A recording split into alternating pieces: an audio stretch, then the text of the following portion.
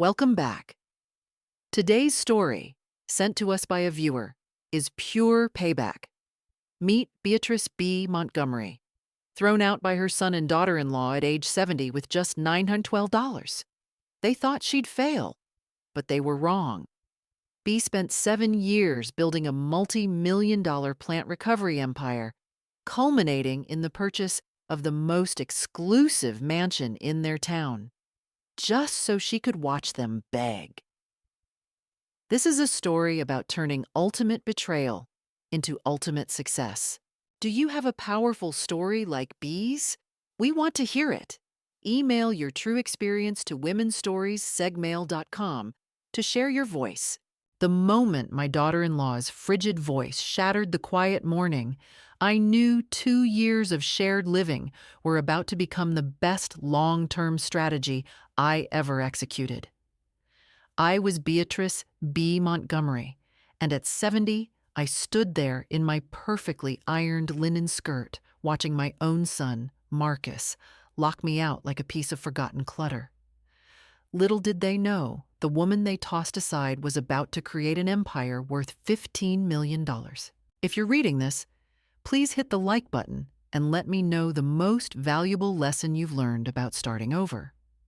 Let me tell you how a woman, discarded in her early 70s, went from a cheap rented room to the title holder of the most prestigious property in Greenwood Acres. Because, darling, retribution isn't a single, loud argument. It's a sustained, magnificent legacy. My name is Beatrice Montgomery, but everyone calls me B. At 82, I've learned that the only reward better than proving people wrong is witnessing their deep regret for ever underestimating you. And believe me, my son Marcus and his wife Vanessa provided me with ample motivation. It was a bleak February morning in 2021 when my safe haven evaporated. I had been living with Marcus and Vanessa for 2 years after the passing of my husband Charles. I handled all the home organization and contributed generously from my Social Security to help with their expenses while I stabilized. I genuinely believed family was a covenant of unconditional support. "Mom, we need to have a serious discussion," Marcus said, his tone detached and formal. Vanessa stood positioned behind him, arms defensively crossed, wearing that patronizing smirk she reserved only for me. At 35, she had the kind of polished, demanding look that signaled immediate dismissal of anyone deemed less important. "What is the problem, dear?" I asked, placing my antique bone china teacup precisely on their faux marble counter, a counter I had advised them against installing years ago. "This living situation is unsustainable," Vanessa declared, taking over the conversation like a corporate hostile takeover. "You are too rigid in your routines, B. The children are confused by the conflicting structure." I looked at Marcus, silently begging him to remember that I was the mother who had raised him alone through his most difficult years, but he avoided my gaze as if I were a telemarketer. "Where exactly do you expect me to go?" I questioned, the shock making my voice tremble. "That's not an issue we can solve," Vanessa replied, with a dismissive wave of her hand that I swore I would never forget. "You are an autonomous woman. Sort it out." 20 minutes later, my entire life's worth of belongings fit into 2 canvas duffel bags and a small, worn wooden box. 70 years of precious memories, letters, and mementos reduced to what I could physically lift. The remainder, Vanessa informed me with chilling cheerfulness, would be disposed of via a local consignment service. "Don't complicate this further, Mom," Marcus muttered as he placed my bags onto the front step. I had $9 or $12 remaining in my bank account, no employment, and a terrifyingly blank calendar. What I didn't yet realize was that this act of supreme cruelty was about to become the single most powerful fuel injection for the greatest comeback of my lifetime. The Interstate 45 Inn became my reluctant temporary dwelling for the next 8 weeks. Let me tell you, its name was a perfect description of its desolate atmosphere. It cost $48 a night for a space that carried the stale, permanent scent of disinfectant and old regrets, but crucially, it offered a roof and a deadbolt that actually worked. After being so casually discarded, even that minimal security felt like a profound luxury. The gentleman who managed the night shift, a reserved man named Mr. Hayes, offered me a quiet courtesy after the first week. "You seem different from our usual clientele," he observed softly, sliding a packet of tea bags across the worn reception desk. Most of the inn's occupants were either long-distance drivers or people trying to lie low. I, however, was simply attempting to hide from the devastating realization that my only child had actively participated in my abandonment. The initial mornings were a heavy burden. I would wake up in that narrow cot, experiencing a brief moment of confusing disorientation before the raw reality would hit me like a physical blow.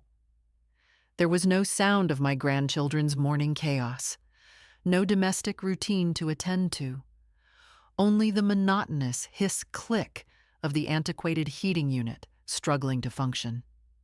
But here is where Vanessa and Marcus committed their fatal error.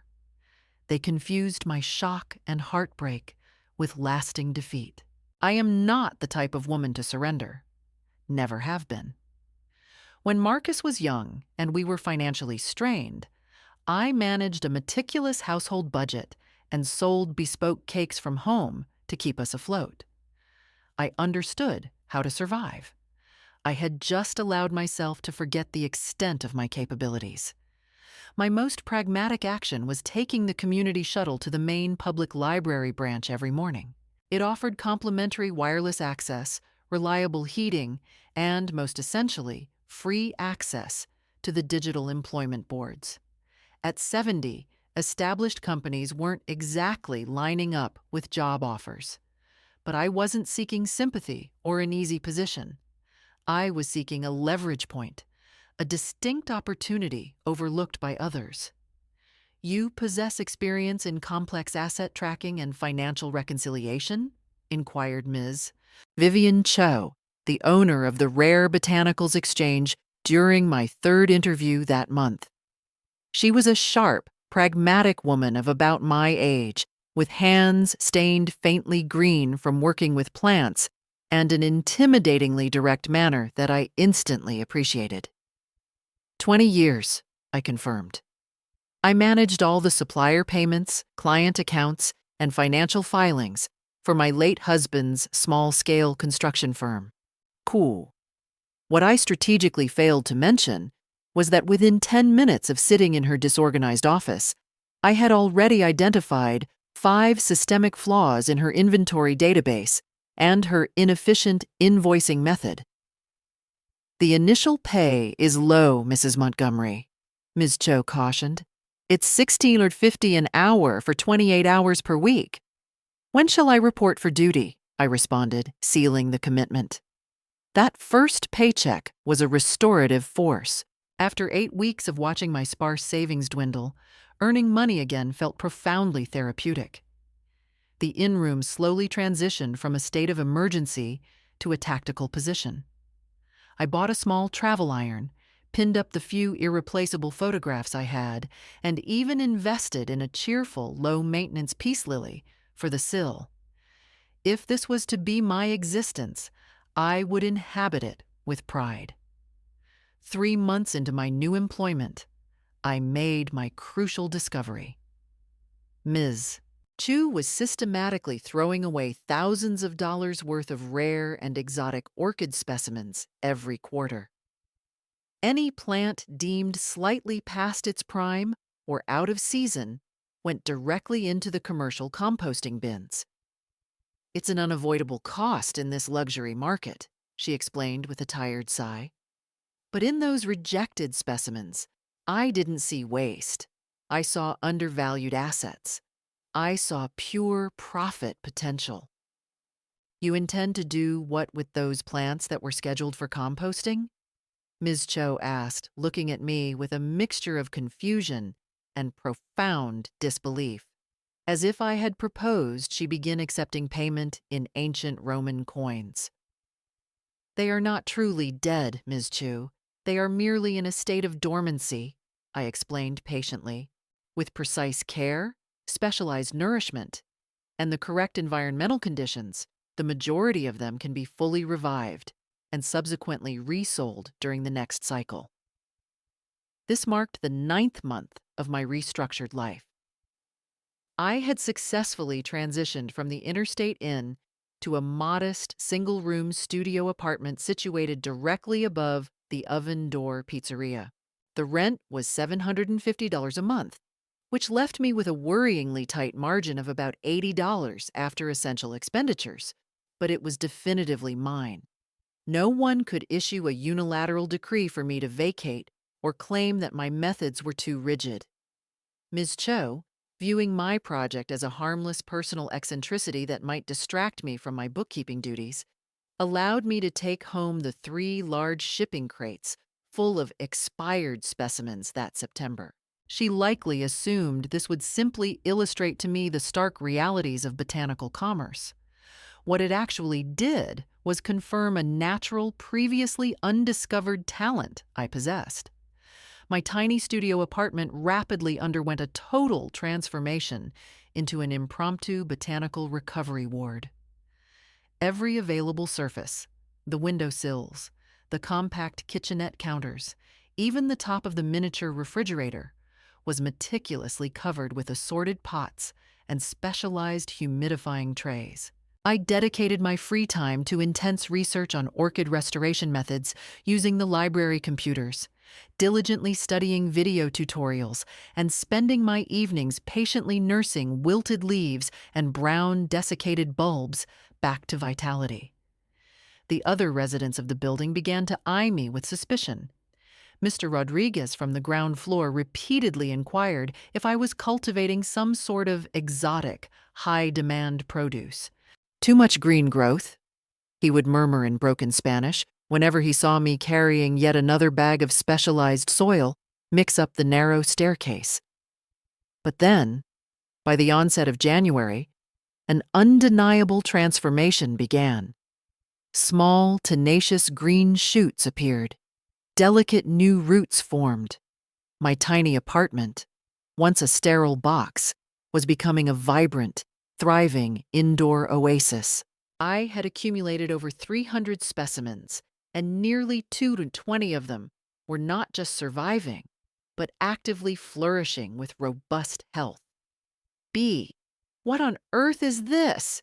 Ms. Cho gasped when I proudly presented the first recovered batch back at the gallery in late March. "These orchids look genuinely better than when they were initially delivered." "I told you they weren't dead," I stated, allowing myself a subtle internal feeling of triumph. Inside, I felt a boundless surge of elation. This wasn't merely about personal vindication.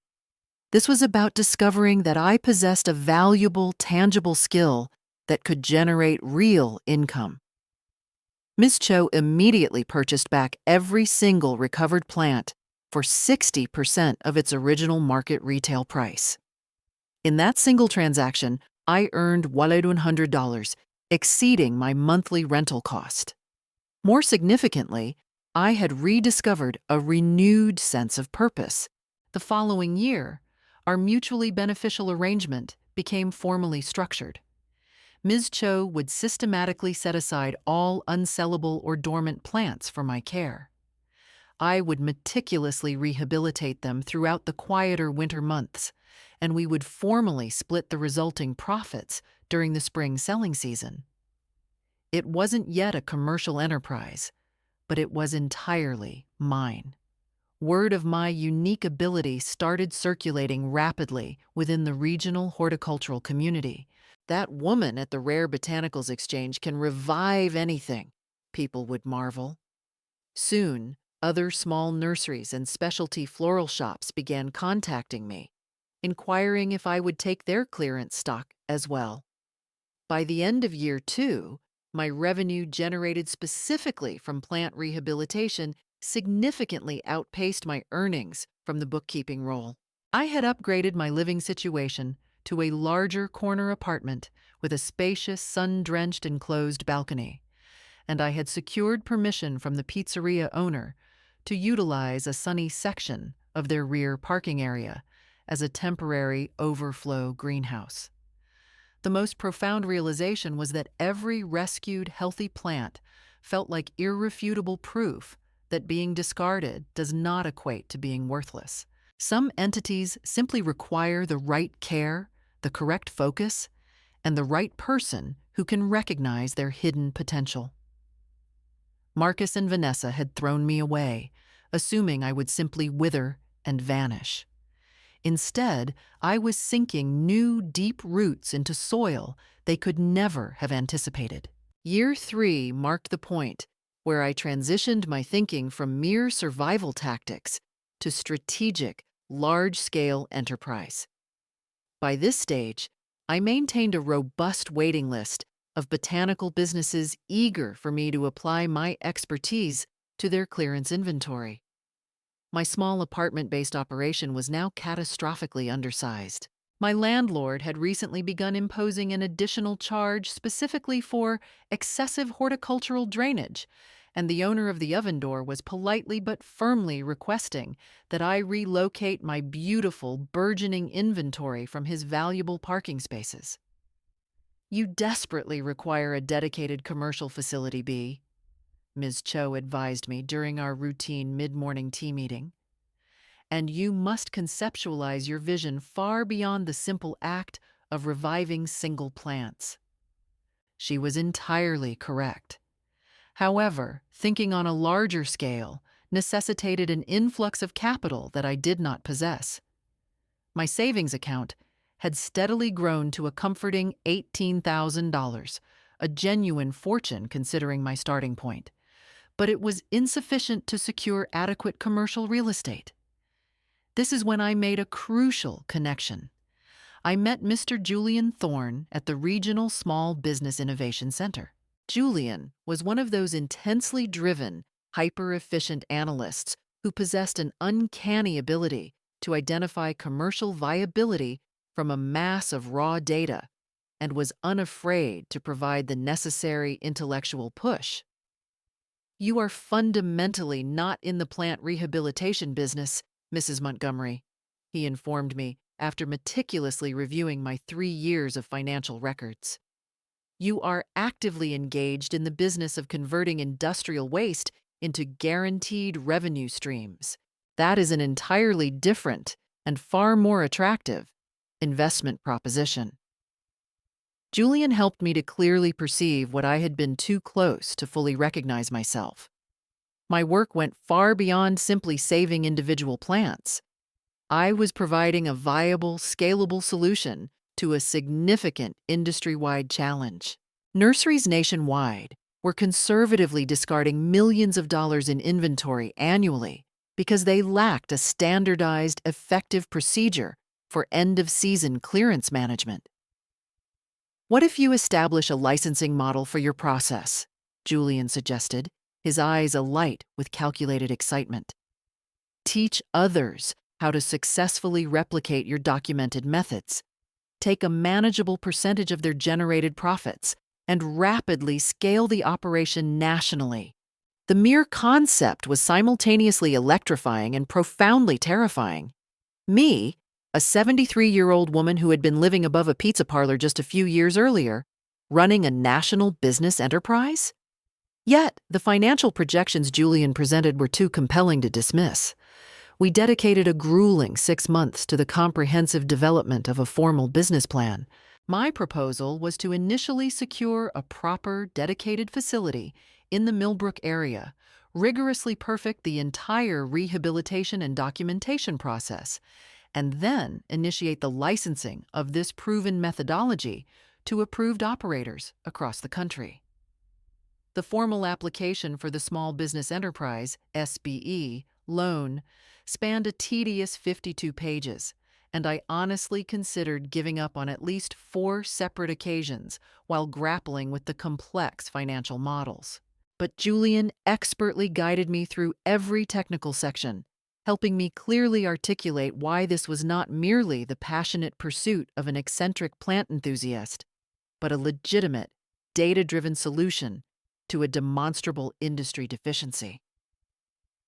"Mrs. Montgomery," the senior loan officer stated during my final intense interview, "your projected financial returns appear ambitious." "Sir," I countered, leaning forward with the quiet, formidable confidence of someone who had repeatedly achieved the impossible. 4 years ago, I resided in a roadside motel room with barely $1,000. Last year alone, I successfully transformed $60,000 worth of useless, discarded plants into $250,000 in verified revenue. I believe my established track record provides sufficient evidence. The notification of the $175,000 loan approval arrived on a Thursday morning in March. I affixed my signature to the documents in Julian's office, my hands subtly shaking as the full weight of the financial responsibility settled upon me. Within 6 months, I had successfully secured a long-term lease for a 6,500 square foot commercial warehouse on the industrial perimeter of the town, hired my first 2 dedicated part-time employees, and executed contractual agreements with 20 garden centers across 4 regional states. Phoenix Revival Centers, because every life deserves a second, optimized chance, was officially launched. The underlying irony was profoundly satisfying. My son had summarily disposed of me, classifying me as inherently worthless.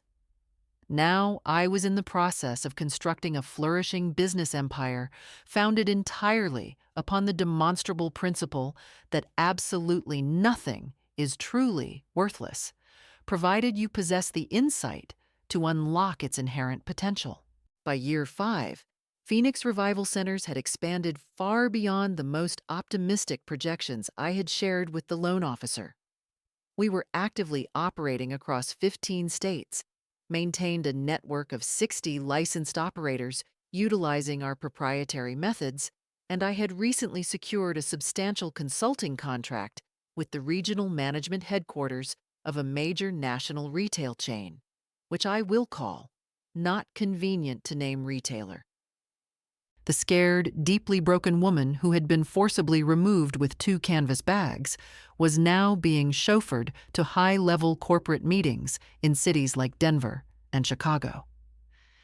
"Mrs. Montgomery, your model of success, specifically your ability to convert waste liabilities into profitable assets, is precisely the sustainable innovation our industry desperately requires," stated Ms. Laura Chen, the not convenient to name retailers, Director of Resource Management, during a tour of their primary distribution facility. "Profit generation linked directly to environmental responsibility. That is the future of large-scale logistics." I offered a polite, measured smile, still mentally adjusting to the reality of being consistently treated as a recognized expert, rather than a peripheral inconvenience. The journey to this transformation was undeniably arduous. There were countless 16-hour workdays, numerous costly experimental failures, and moments of intense self-doubt where I questioned if I had taken on too much responsibility. However, every new obstacle successfully navigated taught me valuable non-textbook lessons about effective business management, about the limits of my own resilience, and about the formidable potential I truly possessed. My personal life had also achieved a welcome state of equilibrium. I had upgraded my living situation to a gracious 3-bedroom townhouse located within Millbrook's quiet historic district, featuring an elegant, enclosed terrace where I could quietly test new, complex rehabilitation methodologies. I had established meaningful friendships, genuine, supportive relationships, not simply people who tolerated my presence out of obligation. My weekly discussion group focused on classic literature, featuring Julian Thorne and three other accomplished local women, had quickly become the highly anticipated cornerstone of my social calendar. The sheer scale of the financial success was astonishing, even to me. Phoenix Revival Centers was generating over $3.5 million in reliable annual revenue, and my personal net worth had comfortably surpassed the seven-figure threshold and was aggressively approaching $2 million. I maintained highly detailed, meticulously organized financial spreadsheets, not because of an obsession with accumulating wealth, but because those rising numbers represented a concept far more vital: absolute, unassailable independence. Have you given serious consideration to expanding operations into international markets? Inquired Mr. Owen Davies, my astute corporate attorney, during our regular quarterly financial review. We are already receiving serious inquiries from entities in Canada and the Australian market. One decisive step at a time, Owen, I replied, though the idea was undeniably tempting. My absolute priority is ensuring that our core methodology and operational integrity are perfectly executed before we allow ourselves to become overambitious. The truth was, I was already strategically thinking about the inevitable next phase. The process of plant recovery had profoundly demonstrated to me that profitable, untapped opportunities were hiding in plain sight everywhere, provided one knew how and where to look. I had discreetly begun allocating capital to invest in several other local small businesses, consistently applying the core principle of identifying fundamentally undervalued potential and then strategically assisting its rapid growth. Yet, the deepest satisfaction emanated from the personal triumphs, such as the day I formally hired Lena Diaz, a brilliant 22-year-old single mother who had been repeatedly dismissed by conventional employers but possessed a startling, innate intuition for plant science. Or the gratifying moment when Ms. Vivian Chow, the woman who had initially taken that vital first chance on me, sold her gallery and transitioned to become one of my licensed operators, establishing a successful center in the warmer climate of Arizona. You have completely redefined my entire perspective on what is genuinely achievable, Sarah told me warmly during her subsequent retirement celebration. Witnessing you build this empire from absolutely nothing has unequivocally inspired half the local businesswomen to take the calculated risks they would never have considered otherwise. I had begun keeping a personal log of all major lessons learned, partly for the benefit of potential future executives, but primarily as a powerful personal reminder. The most critical lesson remained constant. Never allow anyone else the power to define your inherent worth. Marcus and Vanessa had unanimously decided I was a useless liability, a financial encumbrance they could not afford to sustain. They had discarded me without a single backward glance. What they could not have known was that they had just supplied me with the overwhelming motivation necessary to become everything they had never possessed the imagination to conceive. Every executed contract, every new recovery center established, every success story generated was unshakable proof that their hasty, cruel judgment had been spectacularly, fundamentally wrong. And honestly, I felt that I was just reaching my true stride. The process of finding a new residence started as a purely practical logistical necessity, but culminated as a magnificent, undeniable act of triumphant retribution. After 7 years of comfortable apartment living, I absolutely required more dedicated space for both my rapidly expanding personal investments and my ongoing business development ventures. What I unexpectedly found, however, was the singularly perfect method to announce to Millbrook that Beatrice Montgomery was no longer a person anyone could simply dismiss or cast aside. The Ashworth estate, Mr. Calvin Hayes, my highly efficient property broker, repeated when I inquired about the listing. B. That exclusive residence hasn't been officially on the market in 50 years. It is the most prestigious, sought-after address in Westwood Crest. Westwood Crest. That was the exclusive neighborhood where Marcus and Vanessa had always ambitiously dreamed of residing, but never possessed the financial means to acquire. The privileged locale they would drive through on Sunday afternoons, meticulously fantasizing about their hypothetical future while residing in their current modest, slightly run-down two-story house, which they had evicted me to help afford. "Is the property currently available for purchase?" I asked directly. "Well, yes, but—" Calvin hesitated, clearly grappling with the gravity of the number. "The official list price is $5.5 million. Let us schedule a viewing immediately." The Ashworth estate surpassed even my highest expectations. It boasted 15,000 square feet of impeccable Georgian Revival architecture, situated on 10 acres of perfectly maintained formal grounds.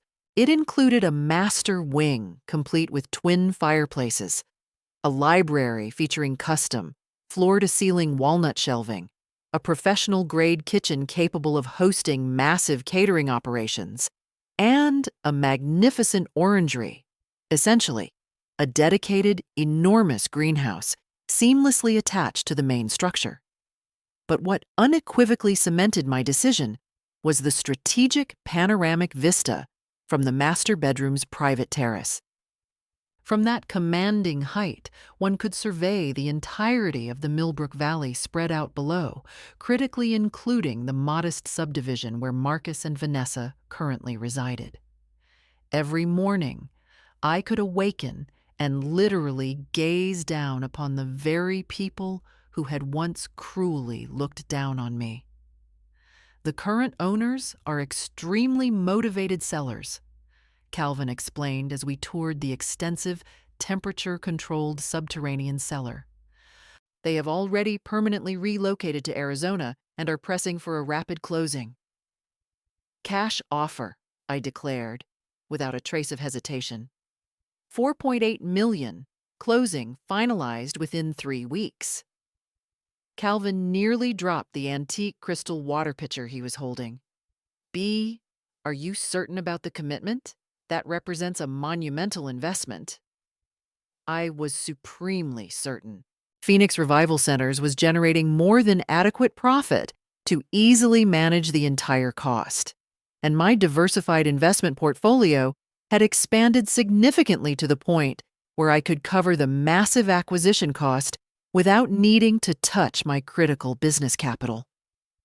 But more profoundly than the finances, I could afford it because I had meticulously earned every single cent through my own sharp intelligence, unyielding determination, and sheer, persistent hard work. The sellers accepted my uncompromising offer within 6 hours. 3 weeks later, I stood alone in the vast, echoing grand foyer of my new home, holding the heavy, ornate iron keys and barely suppressing a burst of victorious laughter at the sheer, audacious absurdity of the moment. 7 years ago, I had been sleeping in a cheap roadside motel room with less than $1,000. Now I owned the most prestigious and expensive residence in the entire county. The professional moving service arrived the following day. Though truthfully, the simple furniture items from my previous townhouse looked utterly ridiculous and disproportionate in rooms of this scale. I would undeniably need to undertake a massive renovation and procurement effort, but that was precisely the kind of problem I was profoundly delighted to confront. I spent my very first evening sitting on the expansive rear terrace, quietly watching the late autumn sunset paint the enormous sky in shades of deep violet and gold across my 10 acres of private domain. The ensuing silence was absolute and profound. No distant traffic noise, no noise from immediate neighbors, only deep, palpable peace, limitless space, and the immense, profound satisfaction of a monumental goal spectacularly achieved. My secured phone vibrated with a text message from Julian. The transfer details hit the county register this afternoon. You are a spectacular, magnificent powerhouse. Champagne toast this weekend. I smiled, typing back instantly. Bring your very best bottle. We are celebrating more than just a new beginning.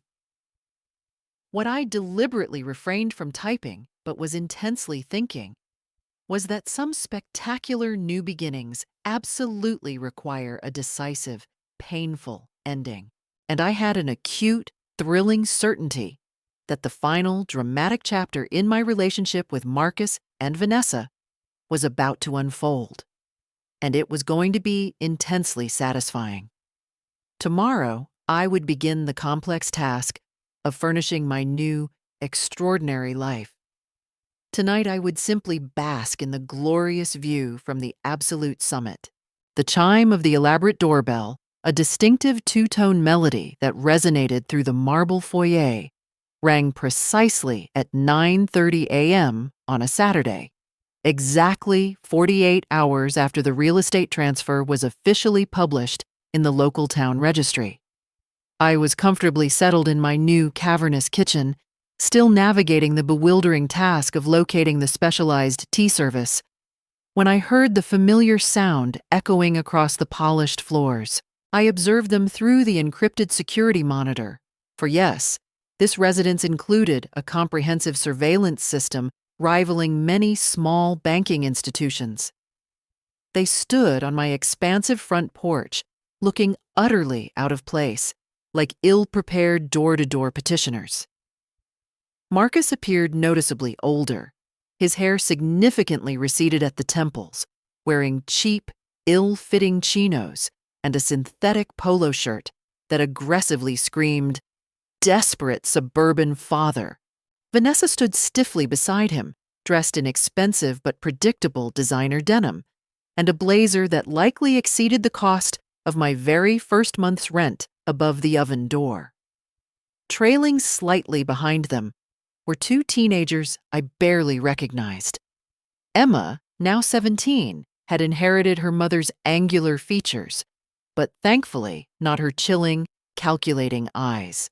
Liam, now 15, looked like a taller, more anxious version of Marcus at that very age, back when he used to obsessively collect comic books and proudly bring me freshly picked dandelions. I moved with deliberate slowness toward the front entrance, my silk slippers making no sound on the imported marble. 7 years of absolute silence, and they appear the moment they discover my unprecedented wealth. The impeccable timing was so utterly transparent and predictable, it was almost painfully amusing. "Well, well," I stated, opening the main door slightly, but leaving the heavy wrought iron security screen firmly latched. "Marcus, Vanessa, and the young people I hardly recall." I allowed my gaze to linger over them, noting Vanessa's meticulous, practiced makeup and Marcus's obvious, nervous fidgeting. To what do I owe this profoundly unexpected pleasure? "Mom," Marcus's voice broke slightly, sounding strained. We read the announcement about the estate. We simply wanted to congratulate you." "How terribly thoughtful," I replied flatly. I did not move to invite them past the threshold. "Congratulations delivered? Is there any other pressing matter?" Vanessa swiftly stepped forward, forcing a dazzlingly bright, artificial smile I recognized instantly. We know things concluded rather abruptly between us. We've had significant time for reflection, and now genuinely realize we handled everything badly 7 years ago." "Handled everything badly," I slowly repeated, letting the phrase hang in the chilled morning air. Is that truly the sanitized terminology we are utilizing for what occurred? Emma shifted uncomfortably behind her parents, her gaze fixed on the ground. Grandma B, I barely retain any memories of you, but Mom and Dad always said you used to bake the best pecan shortbread. The girl's innocent, simple comment struck me with more force than her parents' rehearsed, empty apologies. She was entirely correct. She barely remembered me because they had ruthlessly stolen 7 vital years of her development from both of us. 7 years of milestones, school plays, simple weekend visits, and the quiet, irreplaceable moments between grandmother and grandchild that were forever lost. I did bake exceptional shortbread, I said softly, meeting Emma's gaze. I then turned my attention back firmly to her parents. Mom, please, Marcus pleaded, his desperation palpable. May we step inside? Can we actually talk? Talk about what, precisely? Vanessa's carefully constructed facade cracked for a split second, revealing the avarice beneath. We are a family, Bee, and family must stand together, especially when— She gestured vaguely toward the sprawling mansion behind me, when there is clearly ample room for everyone. There it was, the true, naked reason for their sudden, coordinated visit, delivered with the subtlety of a runaway train. Ample room for everyone, I mused. How profoundly convenient that you suddenly rediscover your acute sense of familial obligation now that I possess 15,000 square feet. That isn't fair, Mom, Marcus protested weakly, though his eyes were already nervously cataloging the expensive silk wallpaper and the imported art visible in the foyer. We genuinely missed you. The children missed having a grandmother figure. I let out a single sharp laugh at the breathtaking audacity. Marcus, darling, you personally carried my belongings out and deposited them on your front porch with 2 suitcases and a cardboard box. Vanessa told me I was too rigid and that solving my life's problems was no longer your responsibility. Now you miss me? The silence that followed was heavy and final. The heavy silence in the foyer was finally broken by Liam's young voice. Dad, what exactly is she talking about? Why won't anyone explain what happened? Why don't you all step inside? I finally conceded, stepping back from the door. Since you are so deeply interested in a sudden family reunion, let us convene. See.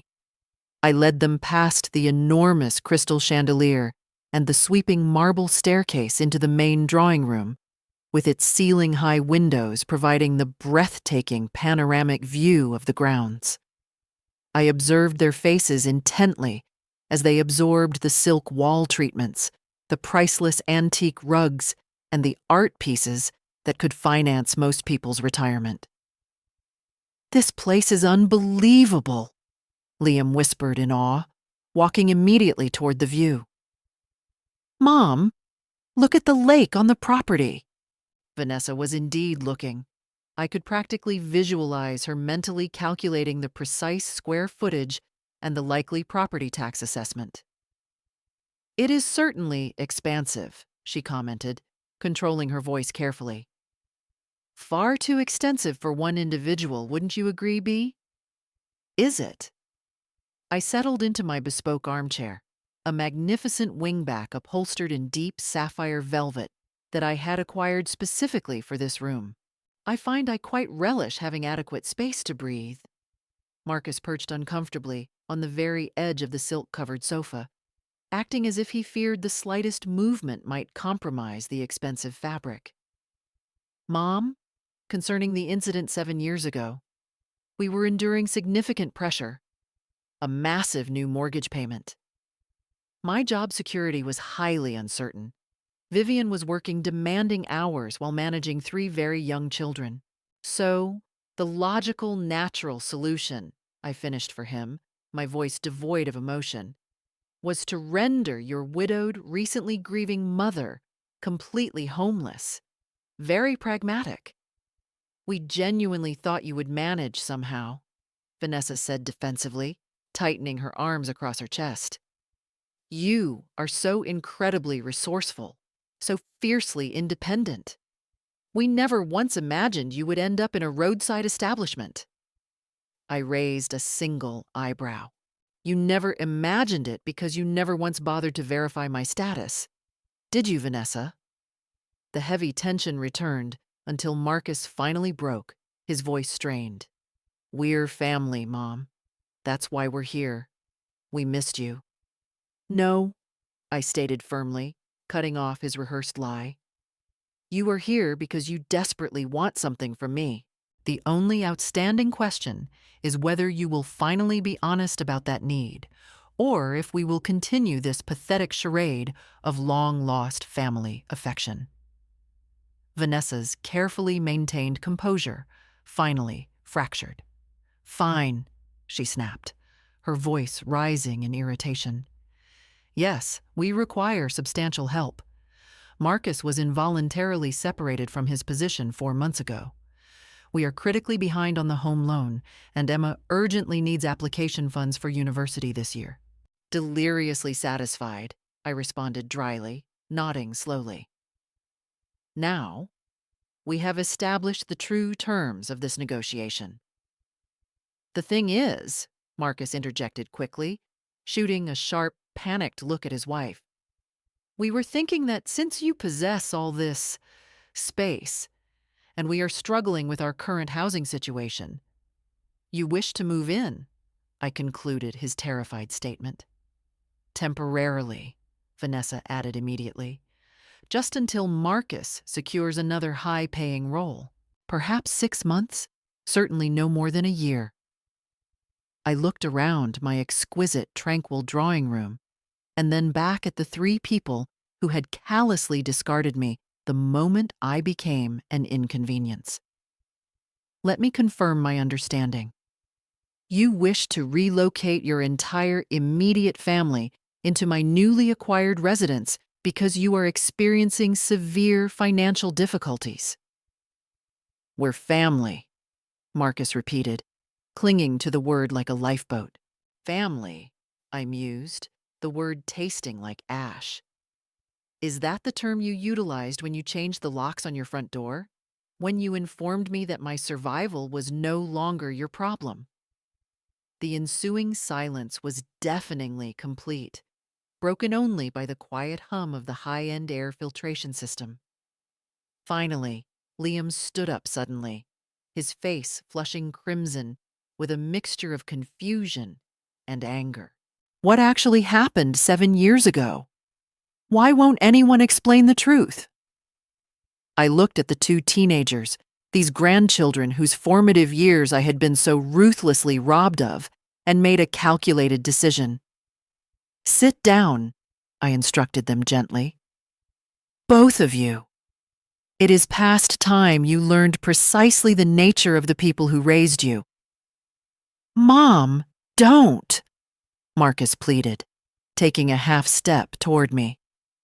But I held up a hand, silencing him immediately. Emma, Liam, I began, keeping my voice utterly calm and factual. 7 years ago, your grandfather died. I was 70 years old, recently widowed, and desperately needed time to consolidate my affairs and determine my future. Your parents invited me to live here with them. For 2 years, I contributed my Social Security funds to the household, provided childcare, and tried diligently to remain unobtrusive. Then one morning, I continued, watching Emma and Liam listen intently, your mother declared me too rigid in my routines and informed me I had to vacate the premises immediately. Your father then packed my entire life into 2 duffel bags and deposited them on the curb. I was left with $9 to $12 and absolutely nowhere to go. That is a dishonest exaggeration, Vanessa protested, her denial immediate and forceful. You were actively interfering with our parenting autonomy, undermining our established authority with the children. I made them bespoke pancakes and insisted they use the words please and thank you, I stated simply. Apparently, That was the extent of my parental interference. Liam looked utterly bewildered. But where did you go? What was your plan? I lived in a roadside motel for 8 weeks, followed by a tiny studio apartment located above a pizza parlor. I accepted a part-time position at a rare botanical gallery for $16 an hour. I allowed myself a small, satisfied smile. It was, in hindsight, the most beneficial event that ever occurred to me. How is being homeless the best thing that ever happened to you? Emma asked, tears pooling in her eyes. Because it fundamentally taught me that I had no need for anyone to provide for me, I concluded. I was perfectly capable of providing for myself, better than perfectly capable, as it demonstrably turned out. How can being financially destitute be the single best thing that ever occurred to you? Emma asked, her voice cracking with the sheer confusion of the paradox. Because it taught me a fundamental lesson, that I did not require anyone to take care of me, I countered. I was perfectly capable of providing for my own survival. More than capable, as you are now observing. Vanessa was visibly approaching a breaking point. This is ancient history from 7 years ago, B. We are attempting to move forward, to repair the relationship. No, I sharply interrupted her. You are attempting to repair your financial balance sheet. There is a significant difference between those two aims.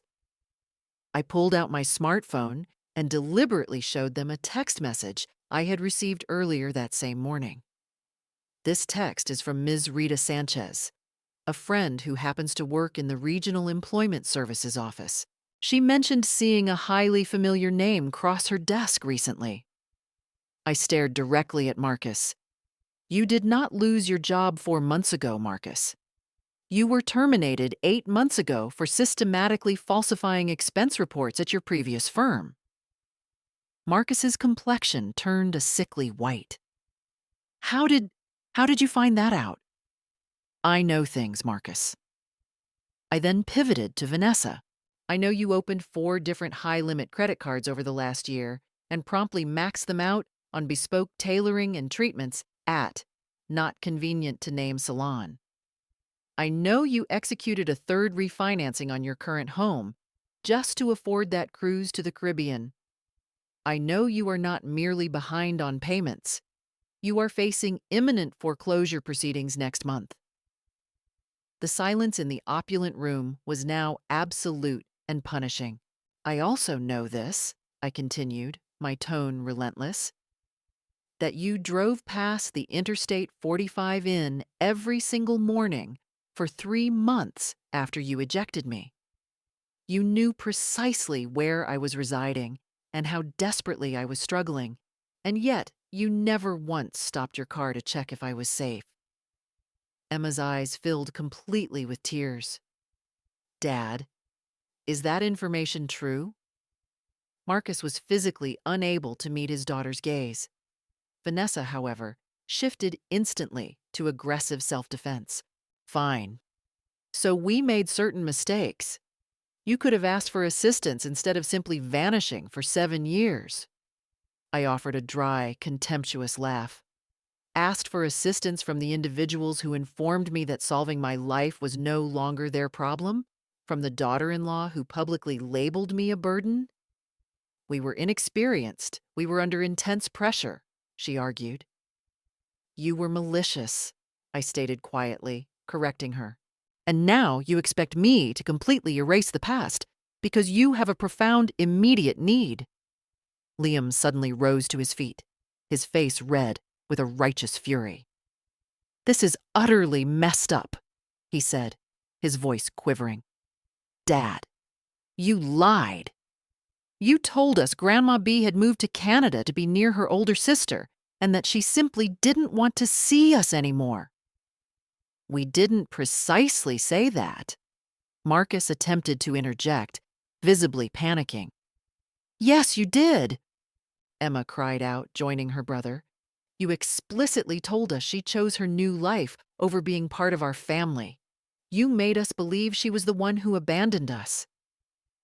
I felt a powerful surge of complex emotions, vindication mixed with profound sadness. These children had been cruelly deprived of their relationship with me for 7 years because their parents lacked the moral courage to admit their own shameful actions. There is one more piece of crucial information you all should know, I said softly. Approximately 6 months after I was forced out, your father came to visit me. Vanessa's head snapped toward Marcus. What? You withheld this from me? You didn't inform her? I asked Marcus, feigning genuine surprise. How very intriguing. Marcus was now visibly drenched in sweat. Mom, please stop. He appeared at my apartment above the oven door on a Tuesday evening, I continued, carefully observing Vanessa's stunned reaction. He had been drinking heavily, and he was weeping. He confessed that he missed me desperately, that he had made a terrible mistake, and that he wanted me to return home. You are fabricating this, Vanessa exclaimed, though her voice lacked conviction. I retrieved my phone again and scrolled to an old, archived photo. I took a picture of the 3-page letter he wrote me that same night. Would you like me to read the full contents aloud? The letter detailed Marcus's profuse apologies for allowing Vanessa to persuade him to cast me out. He admitted his deep shame and his intense desire to reconcile. I looked at Marcus, who was utterly defeated, his head now bowed low. And that, precisely, is why you cannot reside here, I concluded, my voice firm and final. Because this house is not a place for you to bury your mistakes or to conceal the truth. This estate is where I claim my independence and my hard-won success. You taught me that my life was not your concern, and now, your life, unfortunately, is no longer mine. The subsequent silence that settled over the grand drawing room was broken only by the distant, rhythmic ticking of the antique grandfather clock, an object that now belonged solely to me. Marcus was completely silent, defeated. Vanessa stood rigidly, her expensive blazer unable to conceal the raw, desperate avarice and failure in her eyes. The teenagers, Emma and Liam, looked utterly betrayed, their gaze fixed on their father, seeking an explanation he was incapable of providing. Your father, I said, addressing my grandchildren directly, my voice softer now, tinged with genuine regret for their loss. He chose to lie to you for 7 years to protect his own pride and shield his wife's vanity. That is the fundamental truth of this house and of your relationship with me. I stood up, signaling the absolute end of the confrontation. Since you are so concerned with space, let me clarify the layout of the Ashworth estate. There are 12 luxurious bedrooms and 22 bathrooms. There is a state-of-the-art kitchen.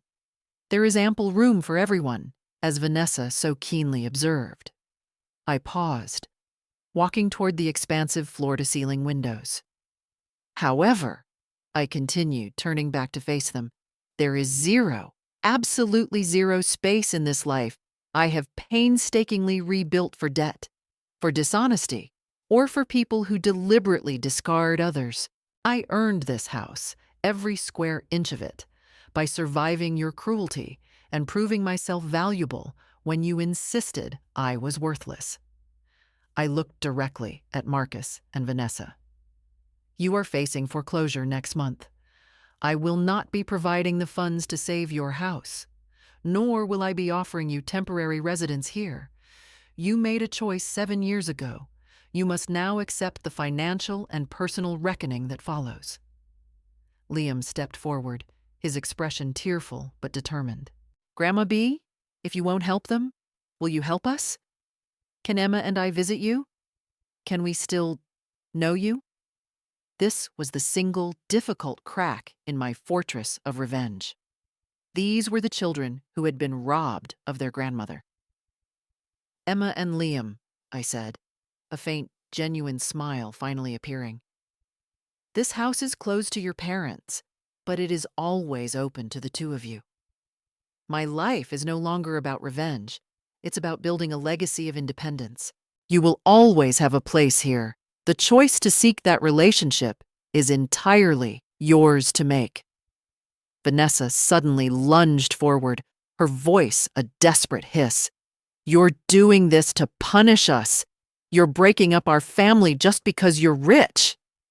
Your family was broken the moment you locked the door and left a 70-year-old widow on the curb, I stated calmly. I am simply the notary public certifying the divorce papers. Goodbye, Marcus. Goodbye, Vanessa. I then walked to the front door and opened it fully, letting in the sharp, crisp morning air, effectively dismissing them. Marcus quickly followed his wife out, unable to meet my eyes, defeated by his own cowardice. I watched them drive away down the long, sweeping driveway, two figures shrinking against the backdrop of my monumental success. I knew they would find a way to survive, but they would do so without my assistance, under the perpetual knowledge that they had once thrown away a fortune far greater than any house.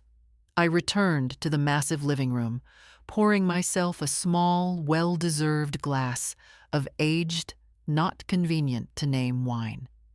I raised the glass toward the window, where the sun was now high, bathing Westwood Crest in a triumphant golden light. The revenge was complete, and it tasted exactly like pure, unadulterated success. My name is Beatrice Montgomery. At 82, I know that the best investment you can ever make is in yourself. And the most valuable lesson of all? Never mistake resilience for convenience. And that's the end of B. Montgomery's spectacular comeback. If you loved B's resilience, hit like and subscribe for more. And remember to send your own true stories of success, resilience, or life changes to womensstories@gmail.com. We can't wait to read them.